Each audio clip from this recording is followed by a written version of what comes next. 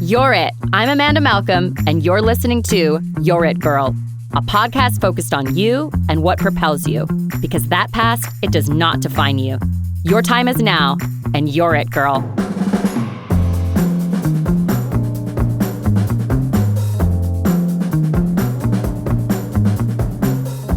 Hello, everybody, and welcome back to You're It, Girl. I'm your host, Amanda Malcolm, and I have a good friend of mine here today with us. His name is Patrick J. Corley, and he's going to introduce himself. So, Patrick, just tell us a little bit about you. You know, like your 60-second elevator speech. I know you have one.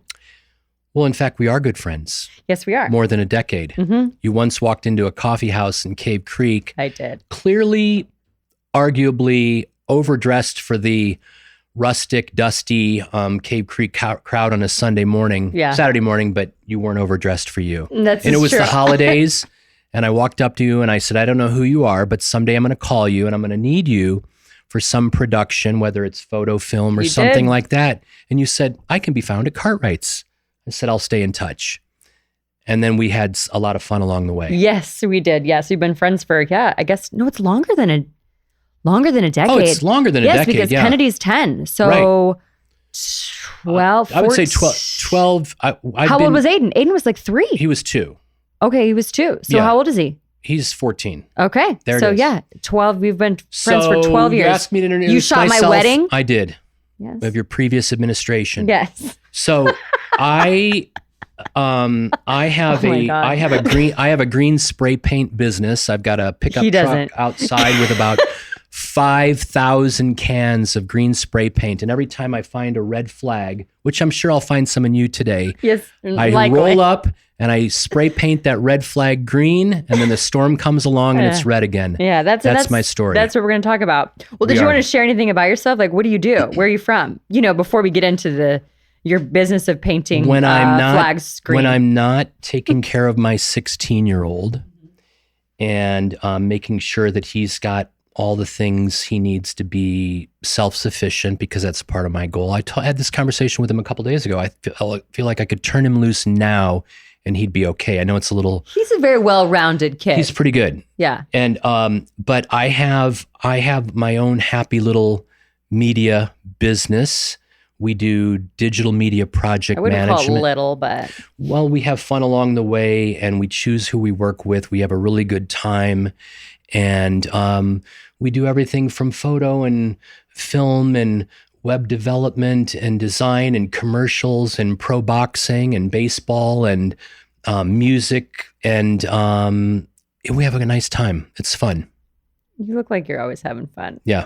And you shoot some pretty rad stuff too. Even some of it of you. Yes. Yeah. What was that cover for recently? Oh, for Inspired Magazine. Inspired. Yes. Amanda's Secret Garden. Spring. Yeah. You're the cover. It was so good. That was such a fun shoot. Flowers and rain and... Yeah. Whenever you're on set, you're like, I got an idea. Here's what we're going to do. He's like, why don't you... We were doing with this shoot in somebody else's backyard. He's like, take the hose and like sprinkle it over her so that it looks like she's being misted. But behind. It was behind. Oh, behind. Yes. I mean, whatever. It's called method directing. Yes, it was great. Acting. It was great. We had a really good time. Yes, we had a lot of fun. The shots are great. Yeah. And today here we are because you and I were having a conversation recently about relationships. Relationships. And you were asking me some questions and I was telling you about sort of a history of some relationships over recent years. And you were like, oh my God, that sounds like me. And I said, really? And you said, oh yeah, we should do a podcast and you could talk about what it's like to date me. I said, but we haven't dated you. You said, no, but all these things you're describing, the things you're describing are me. Pretty much you have already. Here we are. And so what I do want to say, because I don't want to be the guy that comes on the show and says how horrible my life is or something like that. First of all, I'm a victim of nothing. And women have been really good to me for a very long time, and they continue to be.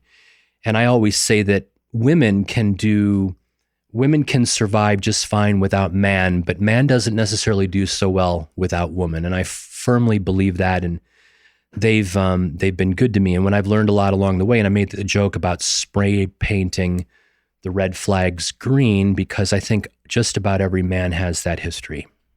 Why do you think that is? I mean, everybody talks about this, Well, but why do you think that is? I'm just, curious. Well, women develop emotionally sooner than men. And I had a woman in my life who once told me, I said, how do you deal with that? And she said, oh, it's simple. Any man, I just take their age and divide it by 2. Wow. But why do I Might think be accurate, actually. why do I think it is? It's because men's perspective in wanting to make sure things are okay, want to accommodate, want to, in some cases, rescue, want to please, want to make sure everything's, Nick's word, calm, want to try to make everything okay, and that it'll all be all right. Are we somewhat delusional? Yes. Are we somewhat emotional? Yes. But really, at the end of the day, it's trying to smooth things over and make it all right. So when we were actually talking about this, before we brought up talking about this on the podcast, you were just kind of sharing some things about a past relationship, as I was too. Yeah. And I was so fascinated by some of the things that you were saying, because you seem to, the person that you had been with, you have had a lot of deep conversations about, for sure, about past and history, Yeah. and even gone to therapy and such together. Yeah. And so when we were chatting about it, there were some things that you had mentioned, and I just was sitting there not scratching my head, but going, I actually know what she's talking about. I actually know what it is that is going through her mind, like when she is saying that to you, because it seems like there was some confusion, right? On some of these things, you're like, I don't understand where this is coming from. Like, what can I do to like break through when we're having these conversations? Well, in that particular case, the therapist said to me, I'm going to send you an email and recommend a book for you, Patrick. And the book is called The Body Keeps the Score. We've talked about it on here, yes. And she said, it's a book about trauma. And she said, I don't think you are prepared for and fully understand your partner and what they have faced and what they're facing and what's happening right in front of you. I said, okay. So it was about trauma, which I've come to learn is very real. And then within trauma, within that book specifically, there's the ACE test. So I took the test, and it turns out I'm a 0 out of 10. I've taken the test. You've taken the test, and 0, which I'm a 6. Yeah, it's not 6 so out bad. of 10. I'm a 0, so which bad. meant that not much trauma around me. No trauma really around me growing And these up. questions are, if anybody is not familiar with it, the ACE test, it's, I can't remember exactly who developed it, but Dr. Vanderpolk, is that his name, who wrote the book? I'm pretty sure. Anyway, The Body Keeps the Score is the name of the book. But the person who wrote the book talks about this ACE test, and he was not just a psychologist, but I think a psychiatrist as well, because he could prescribe medication. And this is a test that they would give patients. And the questions on here, I can't remember them all, but a lot of them are, is there somebody in your family that drank excessively? Did you ever witness like your mother or father being hit by their significant other? Were you ever touched by someone that was 5 years older than you? Things like that. Yeah. So these are severe or intense types of questions. And obviously you answer yes or no, and there's 10 of them. And the more you have, the higher your trauma rating, right? It's true. And so what I want to emphasize is in that particular case that you and I were talking about, and by the way, at first I was resistant to talk with you about it, and you kept asking me questions. I said, are you sure you want to talk about this? And you said, no, curious. I want to know. So it was really about a history of emotional trauma for this person, the cumulative effects, the aggregate, and how it shows up, and not only how it shows up, but how whether they can help, like whether they like it or not, they keep revisiting it, and how the revisiting it shows up in any and all relationships around them. And when things get calm and pleasant and peaceful, they're probably going to look for some trauma and drama to rev it up. And that's why I was asking you about it, and I was so curious. And I could tell that you were hesitant, but the reason why I was curious was it was almost like looking at men that I've dated and what maybe they're thinking when these things come up. So the tables were kind of turned, you know. I've never seen from the opposite perspective. To start. When I'm talking to that person, when I'm talking to you and you're talking about this, I'm going, oh my gosh, this must have been the experience of every man that's dated me. Like what, and to see the, not just the confusion, but just on your end as a man trying to make this relationship work, how difficult it actually was because of the things that you're faced with on a day-to-day basis because of this internal stuff that's just like trapped inside of you. So that's why I was so curious. It was like everything you said, I'm like, I feel like I know where this is going. I know where this is coming from. Yeah. You're it, girl. Unfortunately, in this case, not the greatest, but I thought it would make for an interesting episode. Yeah. Because of that. So it was, first of all, it wasn't every day that I was dealing with that, but what I should talk about the two biggest takeaways for me, because it's been a process. And number one, I think the biggest takeaway is how men really are listening. They think they're listening, or how they're choosing to listen, or what they've learned is listening or not, and what voices they have over here that might have been their dad or their family or other men in life. But I learned that I wasn't at some point in the relationship, I was not listening with compassion. I wasn't listening with authenticity and just being completely present to clearing the calendar, no distractions, and saying, hey, here I am. I'm all ears and compassion and heart here. Help me understand. I was nodding my head going, oh gosh, yeah. But the whole time in my voice, not the whole time, voice going, oh my God, where's the green spray paint? This is this is crazy land. What kind of red flags are we talking about? I'm just curious. Like, what are things that would be considered red flags that, I may bring up?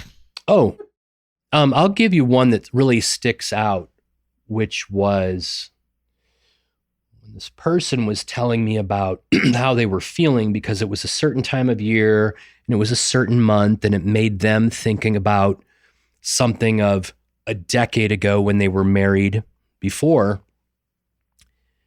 And they were going on and on about how difficult today is because of that. And I, like, in my mind, I'm going, that's a decade ago. All I ever heard from you was how horrible this person was as a narcissist and a womanizer and a cheater and a liar and a borderline criminal, and that you couldn't wait to get out. And on your 10th wedding anniversary, you told him you wanted a divorce, and then you stayed 14 more years. You finally got out.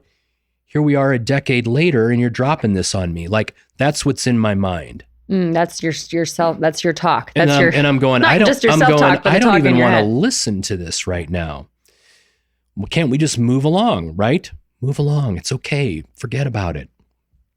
And that would be one example. And another one would be, I was reading my journal from a year ago, and in the journal I wrote that I was still worried that maybe you would leave me, but here we are a year later, and and I realize, gosh, you really do love me, and you're not going to leave me. And I'm thinking to myself, well, first of all, why am I having a conversation about a journal discussion that I wasn't privy to from a year ago? How could I have known? And where's the question and the hesitance? And like, when was there doubt? How come a year ago, I'm reflecting on what was a year ago, how could there have been any doubt? And if there was doubt then, so this was all part of my like, what?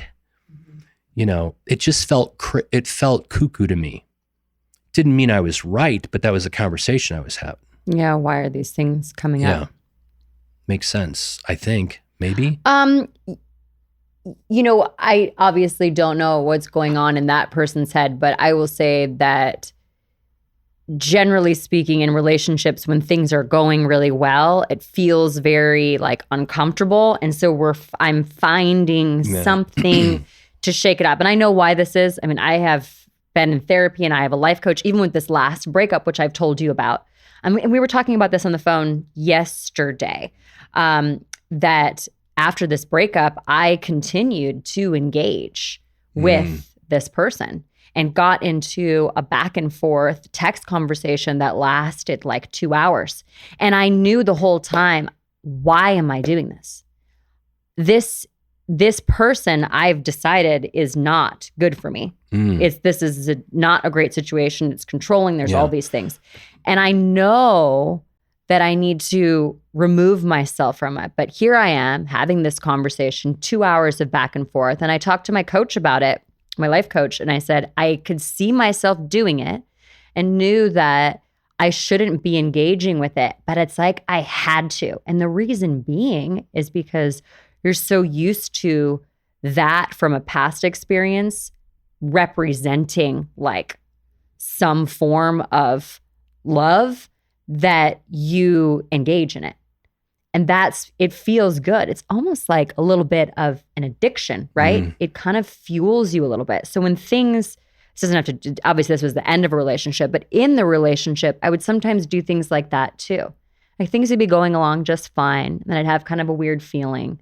And then just kind of bring up something that I probably could have let go. Okay. But then I would just continue to make a big deal about just to make sure that person was like really going to stay in it, you know? It's very strange behavior, but I understand from that perspective and dating somebody why we're doing things like that. Why the journal, why bring up the journal entry, why bring up the decade-long relationship. Oftentimes this is when things are actually going well. And then we bring these things up. Right. And bring them up. And then everything gets riled up. Me doubt. And then I have conversations in my head. And then what I also want to emphasize is, I talked about how the importance of listening with compassion, like truly listening. And that was, people over the years have always said to me, gosh, you're such a great communicator. I feel like you're a great listener. And you're a great listener. And then the therapist said, yeah, but on the topic of what? Okay, maybe I should pay attention to what she's saying. And I mean the therapist. So that was one. And then the other big takeaway was that people of trauma, in this case, again, emotional trauma from, I've got a buddy who says that when he goes and meets a woman now on a first date, his first questions are, how do you process trauma? How do you process pain? What does it look like in your life? How does it show up? What have you done to deal with it? And what's his name? What's his name? That's good. And in your case, it's what's her name, right? So it turns out that one of the relationships in my life, it was a what's her name? And I didn't know that. I mean, I know what they had told me, but how could I possibly have understood that? I couldn't intellectualize it. So this person needed calm, predictability. Yes, we do need this. Patience. But we actually feel uncomfortable when it's like that. Yeah. That's the interesting thing. At times I was creating that environment and those things. And other times I would take business calls at 6 a.m. or 7 a.m. or 9 o'clock at night. And it was increasingly, and she said to me, you're far too available and accessible to too many people. Okay, you're right. I didn't, and it wasn't sustainable. The pace was ridiculous. It wasn't sustainable. It wasn't fun. And it was impacting the people around me, including her. So listen with compassion, take better control of, create a more calm environment of patience and understanding and fun and connectivity. Now, it's easier said than done, but I see those things clearly, that in this particular case, and I don't know about all people of trauma, but you have to create safe, healthy, calm spaces and places for them, because they can go from zero to unraveled quickly. Would you agree with that? Generally speaking, yes. I mean, I'd have to ask my past boyfriends and maybe my ex-husband. I mean, I would say I was never one to go from 0 to 60 really. And as far as an overreactor, I'm much more of get very quiet and cold and distant type of person. You would never see me freak out. That's just not in my mom was a freak out, right? She would totally freak. So half of us in our family are like, if things start to kind of get out of hand, we do the opposite. And that's repress. That is be cold, distant, not express yourself, don't share. You just start to kind of close up. And I've had been accused of that in the past in relationships. After John, my ex-husband, I dated a guy named Michael, you remember, for like 2.5 years. And he actually was the first one that would say to me, you're not very emotional. And I was like, what are you talking about? He's like, yes, I am. He's like, no, you're not. He's like, you don't like go very deep when I ask you things, and everything's always fine. Like everything is always okay. And he's like, and you're not very affectionate. He's like, you're sexual, but you're not affectionate. He's like, it's not the same thing, Amanda. Like you're not very intimate. And I was like, you're insane. I literally thought he was insane. I was like, I am so intimate. He's like, no, sex is not intimacy. He's like, you don't like cuddle. You don't like, he's like, you're not like snuggling up to me on the couch. Like that's not the same thing. He's like, I think that and I did not see it. I thought he was completely crazy. And now I'm like, actually, there was a lot to some of the things he was saying. I just didn't know. And then when things did go, when the relationship starts to kind of take off, at the beginning, usually we're very cool and collected. Right. Like very it's the introductory offer. In control. Oh, yes. The introductory offer is very enticing, let me tell you. And then very quickly as we become enmeshed, then we start to get very, very uncomfortable because the closer we get, then there's more fear that person is going to leave. And then you start seeing these signs, like these insecurities, these anxieties, and we're very... like once we're in with you, like we're all in. It can be kind of annoying, I think. Like it was overwhelming. Yeah, it can be overwhelming. And I want to go back to what you said about him saying you're not very emotional. And you and I were talking about this week. There's a difference between emotions and feelings. And I said to you that recently I learned, only because I looked it up, the clinical definitions and human psychology of what is the difference. We're not going to get into that, but I would encourage anyone listening to understand the difference, because people throw these words around. Oh, you're so emotional, my feelings. And by the way, if I meet another woman running around who says she's an empath, where in the world is this coming from? Okay. It's a new thing. It's like how everybody's a narcissist. So just so you know, because now I got to really digress quickly and do a little geeky thing here, because I've heard it so much over the past 5 years. I finally looked it up. I'm like, where's empath come from? It turns out there was a Greek book that in the early 1900s, it was in Greek, but the literal from the Greek word empaia, but the literal English translation for empath is the literal English translation is suffering. Okay? Early 1900s. Empaia, suffering. I'm suffering the behavior and emotions of others, right? Yeah. Well, then we, in our so advanced American society and pop culture, it didn't show up again until an episode of Star Trek in, I think, 1968 or 69, where Spock is lecturing on the Vulcans being empath. And from there, somehow it ended up on Oprah or somebody else. And wow, now you really went deep on that. You can't throw a Cubs fan in the valley without hitting an empath. And so, you got that. Thank you. And so what I want to say though is, a couple of women have said that to me, and I kind of had... they are an empath. And I had enough of it. And then what was interesting is, like, what? Do I want to be right or do I want to be loved? Did you explain to them the origination and all that? Only to one of them. How'd that go? Well, how did it go? It's like telling a woman that, that cite Neil deGrasse Tyson and tell a woman that Mercury can never be in retrograde. Oh my gosh. Okay. So this is part of the man problem. Like, I'm like, well, that can't be. Well, you know what? It's not up to me. It's okay. It's their, belief system. Do I want to be right or do I want to be loved? Okay. So going back to emotions and feelings, and I want to emphasize that on that takeaway of creating chaos and anxiety in this pace and unpredictability was unhealthy for her because it was clearly unhealthy for me. There were things happening that I was forgetting and losing track of and other stuff, all in the name of trying to accomplish so much. But the pace of it all and velocity was moving so fast that it was very alarming to her.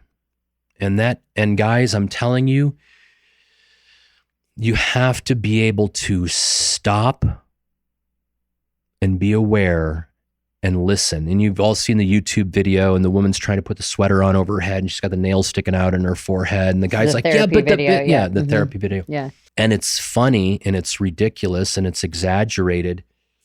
But if you care about and the relationship is important to you from this point forward, I would encourage you to really look closely at how you are listening, because for a long time when I listen, I hear my dad saying things like, Patrick,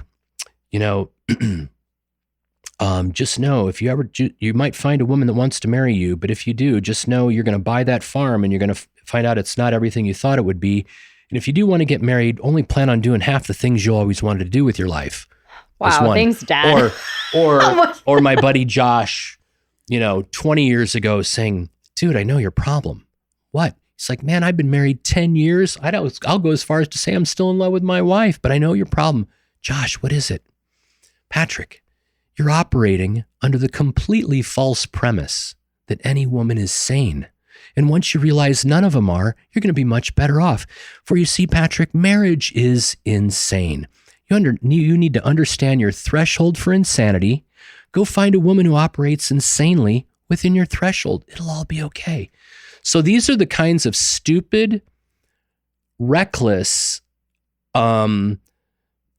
indoctrination almost of things that guys hear along the way, and you start believing it. And you're like, well, what my dad says is right and what Josh says is right. Well, I mean, to some degree, because what I'm learning dating is that there is truth to that, because I don't want to use the term like insanity, because I think, from a female's perspective and dating men as well, believe me, they've got some things. Yeah. You guys all got some things too. We got stuff. And I attract a particular type that definitely has some things. And what I'm learning is it's like, what things are you actually okay accepting and dealing with? And do the pros of that person and what the positive things are outweigh these other things? Because now I look at, like, I'm dating somebody new right now, and I kind of look at, there's definitely some things where I'm like, okay, you have all of these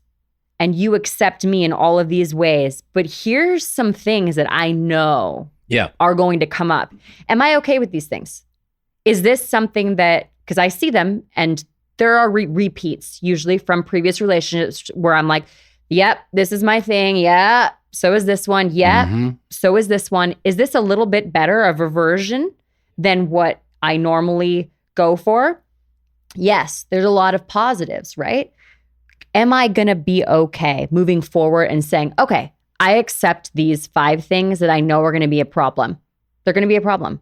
They're not insane. It's just, this is a part of this person. No one's going to be perfect. And is he okay taking on my things? Because we can work on these things, but there still are just the pieces that are a part of your personality specifically that someone can either accept or not. They might drive someone insane, and somebody else, they might be great, especially if the pros outweigh the cons. And who knows what the pros are? Who knows what's important to, you or her or whomever. And so great, but that's because you are an evolved woman who's put in the work, who has the awareness to see these things. Guys, again, we're back to simplicity. Like my buddy Tim says, adrenaline, anything that generates within your body that when you're in the woods and you're being chased by a grizzly bear makes you run for your life, which is the same thing produced in your body to have you pursue and chase a woman. You should be very aware of that, of that physiology and what's happening. So men, for sure. I mean, I'll just say I can't pursue someone or I can't share time with someone unless I'm really intrigued or interested. I just don't date around. I don't do any of that. But what I'm saying is this, adrenaline and the idealistic hope and belief system and what you think you're committed to and what you really want often gets clouded by adrenaline early, and then you get so attached to what all of this is supposed to look like, and then you go, oh yeah, well, Amanda knows there's those 5 things, but we're just going to move past them. We're going to be fine, right? It's the chemistry thing. We're talking about that, I feel like, a lot now, and it's something that it's one of those that you get the TikTok and Instagram. I mean, this is a topic of conversation that chemically, what we've kind of been taught from we're very young is that's chemistry. Like when you feel that, that's chemistry. And that is incorrect. That is actually a recipe for disaster. It's adrenaline. And later on, and that's a warning. It is a warning sign to you to not pursue. And we mistake it because there's like this, instead of running, it's like drawing us in because we're chasing. I know instead of running that way, we're running that way and we're chasing, and it's intense. Oh, there's adrenaline. Let's mate. So the male, man, I'm going to probably, ladies, I want to emphasize again, y'all have been really good to me for a very long time, and you continue to be. Oh my God. However, are you going to say something inappropriate? No, that's what this show does, so it's fine. Genetically was not designed and did not evolve to be based in a 2,500 square foot box and be monogamous. So it comes back to, we just want to make sure, keep everything okay. We might have a lot of turmoil inside. Things are out of balance, but we want to make sure it's all okay. And I know I see it in friends of mine, and for guys will stay. They will stay. And I think the statistics are out in the US. Women over 50 by majority are the driving forces of divorce right now, right? Over 50. And the number one reason that women over 50 are divorcing? No. Not my opinion, clinical, documented, published, hormones. Really? Yeah. Like in what sense? What is that? Did you look into what is? Yeah. Why? Yeah, because clearly you read the document. Documents plural. So please do inform us. Yeah, we're going from Star Trek and Spock. Wow, he's really yeah. Okay. No, why? and it's just that the hormonal changes is real.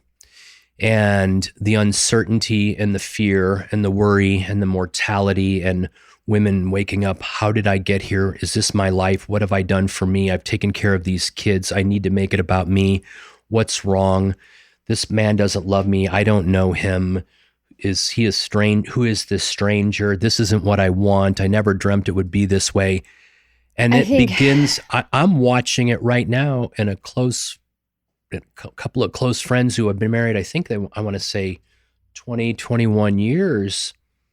And he's going, what the heck just happened? And she's going, I don't know what I want. What?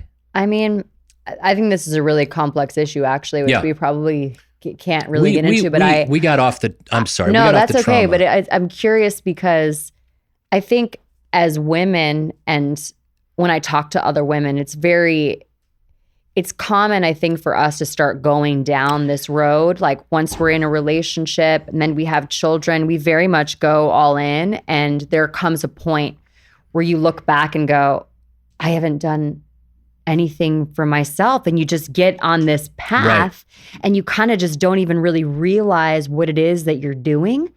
And then you stop and you go, oh, shoot. Like, what have I been doing?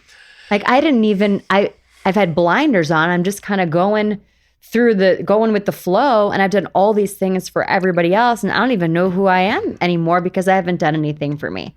I think this is very, very common. And not even just when you get to 50s, but I think a lot of times that's just when our kids are grown. When you're in the thick of it, you don't really have much time to think. So guess what comes up at that time, which they then start becoming more aware of than ever? Their past stuff. The traumas. Yeah. And why they chose certain people. And why they chose the people in person. And, my buddy and I joke, we had a book, we initiated, the book was called The Move. The punchline is that it was the best move is no move at all, and I had made 20 to 30 years of like, oh my gosh, I don't actually have to, it doesn't matter. What I want to go back on task here. The trauma is real. Listen to your partner. Understand how you're really listening, because guys, if I sat you in a room and asked you 10 tough questions, I could probably undress your brain and tell you, you think you're listening, but based on results of what's happening right here, you're not. And you think you're listening. No, you're listening to the voices in your head that other guys and parents and things that you saw and watched, and the voices and the conversations and the things that you make up that are still in your head about the very woman you're dating or are married to. And I'm telling you, if you really want to, create a different outcome in your relationships, look within in how you're listening. Start there. Secondly, what are you really committed to? And are your actions and behavior and compassion aligned with that? And are you creating the best environment for people, whether it's your children or your spouse or your girlfriend or others, to safely, be in that? Or are you creating more distance than you are connection? And so, in the name and sake of time here, I wanted to make those 2 points, and I hope that somebody listening recognizes that you want to be right or do you want to be loved? Trauma is real, and just because it didn't happen to you and it happened to somebody else doesn't mean you understand it. In fact, you probably don't. And when they share these things with you, if you don't understand it, ask them or go to someone with them to understand better. I think, and this one relationship, she did say to me, I think that if we would have both stepped into that and talked about it earlier, that we would have had a different outcome, for sure. It's probably true with a lot of relationships. But we do damage control, then we try to clean it up, and then what do most men do? No, it's going to be all right. Don't worry. We'll fix this. We'll fix this. And she's going, well, no, we're not, because we haven't fixed it so far. And we didn't even know the depth of it. We didn't know the depth of it. We probably didn't even communicate it accurately, because it's really difficult when we don't know what we feel or what it's whole really separate hard. Conversation. And that same buddy who I quote a lot, his name's Tim. He said, dude, you weren't dating her. You were dating her feelings. Or you're dating her past. John Kennedy's dad sent me something a long time ago where it was, you're not dating her. You're dating her, the little girl that hasn't been over these things. And unless she's worked through them, like, you're competing with that stuff. That's your competition, not another man. The competition is what's within her that still needs to be worked through. And you mentioned I know you did a beautiful job of actually wrapping this up, but 2 things before we actually do wrap it up. We can put it back in. We talked about on the phone that somebody had said to you that it's the person's choice to move beyond that, to decide whether or not, okay, like I'm not dealing with this anymore. I move beyond this thing. Yeah. And you had said, it's not that easy though. It's not easy for them. And it's not. It's not just a choice that, oh, these things happen to me and now I'm like, I'm going to get over them. It's so much deeper than that. There's so many layers of it and so many things you have to work on. Rewiring your entire brain and body. Rewiring and rewriting neuro pathways and belief systems and the neurophysiological response that happens within you. You said it to me on the phone this week that when somebody says something to you, you can actually have a physical response to it. Yes. Now I have one of those also, and I'll get to it in a moment, but I mean, and then what comes up is it's fear driven. It's a reminder of all the trauma. Yep. Right? And no matter how hard you try, even still now, I'm like, oh my gosh, like, are you kidding me? Like, here we go again. I know that this is coming. I'm not going to be able to eat for a flippin' week over this little thing, because it's not actually little. It's your body going back into that time frame. And now you're working through it all again. And it becomes easier and easier the more awareness you have, but it still happens in your body. It still happens in your body. And, you know, in my case, I tried to actually say out loud sometimes, I need a moment. I'm stepping outside. That's actually a really good idea. And it works. It works. And if you explain, I think if you don't explain, we will freak out. Yeah. Because, you know, going back to the empath thing that you mentioned, that's not it. It's a hypersensitivity and a hyper awareness because of whatever it is that you dealt with as a kid. For me, my mom is an alcoholic, right? So I'm very aware and very hypersensitive to a slight change in someone's body language, their tonality. Yeah. So I can tell if something is off. I don't know what it is, but it will freak me out. And so if that person doesn't communicate and they just walk away, I'm in full-blown panic mode. Full inside. You wouldn't be able to tell. I would never show you that. But inside, I'm freaking out. So if someone says, hey, you know what? I just need to, it's totally not you at all. I just need to think about this for a quick second. And we talked about this on the phone where I'm dating this person and I went over to his house and he was acting kind of weird. And I'm feeling like, should I not have come over? Should I, like, what's going on? I don't really know where I stand here. And he's like, hey, I just want you to know that this is nothing to do with you. Like, I had a long day. This happened, this happened, this happened. I want you at my house. I am just putting off some weird body language. That's what you're reading. I'm like, I feel so much better. Thank you so much for telling me that. But if he wouldn't have communicated that, and most people can't, it's hard, you know, because you don't know how to, a lot of times we just don't have practice doing that thing. But if you can say, hey, I need to go outside and just take a breather. I just got a lot going on in my head right now. You just described yet another one of man's faults or inabilities or shortcomings. Most of us don't have the tools, the experience and understanding that if we would just say that, we feel better. You know, perfect. I feel great. I'm going to go grab a drink. I actually did it on the phone yesterday of someone that I haven't known long. It's a business context.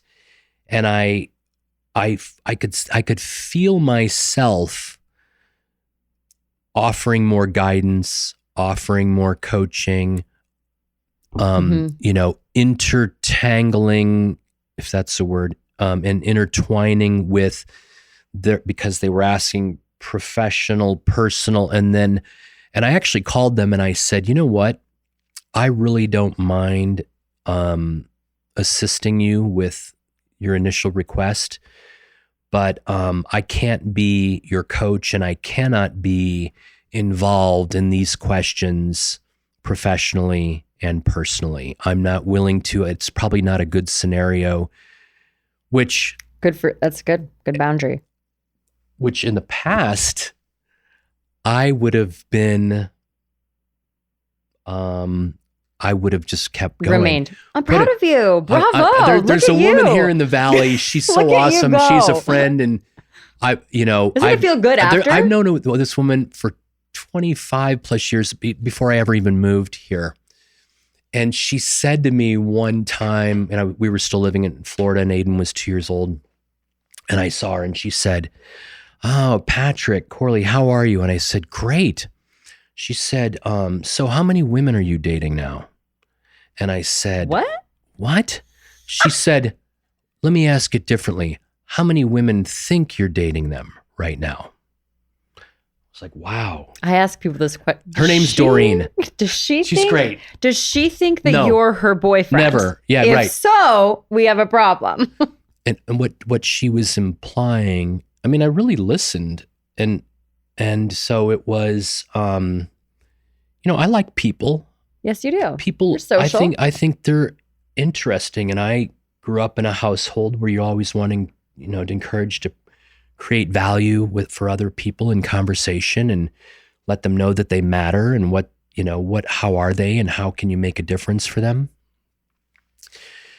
But when you're a teenage boy and then in your 20s and 30s, it becomes this refined tool of, the power of the questions just become, it's very enrolling. Mm-hmm. Would you agree? Yes. Okay. Yeah, I agree with what you're saying. But what I never got to in all of those questions over all those years with that short list of serious relationships was, what's his name? How do you process trauma? How do you process These are really important questions. When we're young, we don't ask things like that. It's like, what do you like? What do you not like? Like everything is fine and happy, and we're just finding things that we have in common with each other. Shaken, not stirred. I don't like my olives with blue cheese. These aren't compatibility. Let's have a couple of more vodkas and figure it out. Your question list. This is smart. I'm going to use this. Yeah. And I wish we didn't have to we should maybe plan another episode, I think that would be a good... I'm open to another episode. Let's plan another episode. And I hope one that's just a little bit more point-specific, value-driven, checklists, questions you can ask. I like the questions you can ask. How you ask the questions matters, because how you ask the question matters. That's good. And by the way, men, do not disguise statements as a question. Yes. No, this is good. Do not do that, guys. Women are far smarter than you are. We can talk about, because how you phrase the question, and then what answer are you, because it's actually really hard for probably a lot of people, but especially with trauma-based stuff, when you're asked something that's deeper, it's really hard to come up with an answer sometimes, because you're put on the spot, and sometimes you can only go to a certain level and to a certain depth. And so you'll be able to tell real quick where somebody is by how they answer that. Yeah. And what they try to change, how they try to revert the conversation. So 2 more things I became famous for, at least in one relationship that I can think of, it was tough for her to express. So when she did express, she might say 12 words. And then I would wrap that in 42 more words, and kind of like fill in the blanks of what I thought my interpretation or what she was I'm very familiar implying. With the strategy. Yeah. I know exactly what you're talking about. Very difficult. Very difficult. Very difficult. Okay, But I want to say one more. And then this is my final comment. This is your final comment. Okay, go. On this topic. Final comment is that that the delivery is everything.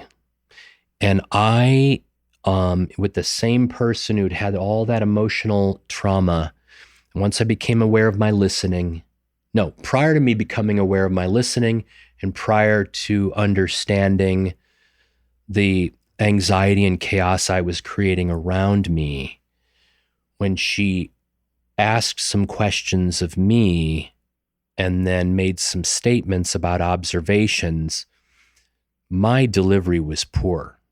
I went to, let's litigate this right now. And I'm going to make you wrong on all of these points. And when I ask questions, Defending yourself, you mean? not only am I going to ask questions, my questions are going to probably sting a little bit for you.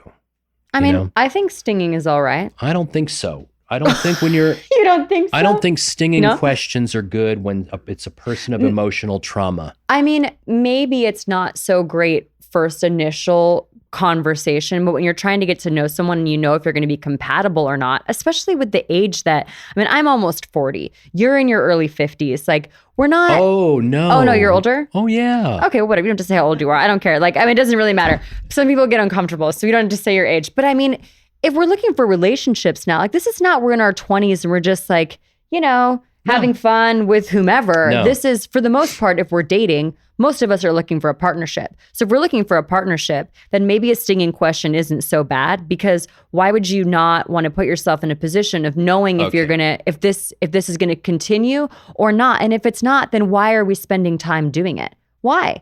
Like, if that's not something I'm willing to take on. Well, there's a okay, I got it. I know, we're going to keep going. And I have to pick up my child, you know? You got to pick up the kid and get your shoes on. I'm going to put my shoes on. Yeah. You know what? You're a lot of fun. And I'm so glad that all those years ago we connected. Yeah, me too. At Janie's Coffee House, because you had on your... Red. I was wearing red suit. I still have that suit. Not quilted, but it was wool. It's a wool blend. It was a red wool blend, what's that pattern? It's like a tweed. Tweed, thank you. It was Still a tweed, and you had a red hat with a black thing, and you had your black gloves and your black knee-high leathers. I still have those gloves. In a coffee house that had like 9 gay eyes at a table that was like that cartoon show King of the Hill. Yeah. So it was like Amanda walking into King of the Hill dressed like that. I'm still a little over the top in that way. You are. It's just how I do. Mm-hmm. Which is also part of the next conversation. We're gonna do another episode. See you again. I'm excited. All right, I'll see you. Oh, wait, how do people find you if they want to find you? I think the easiest way is patrickcorley.com. Great. And in fact, if you literally want to know how to find me, my latitude, longitude coordinates are on that website. Wow, Patrick, that's really so you. Yeah. All right, everybody. Thank you for listening. Right. That's You're It Girl. Bye-bye.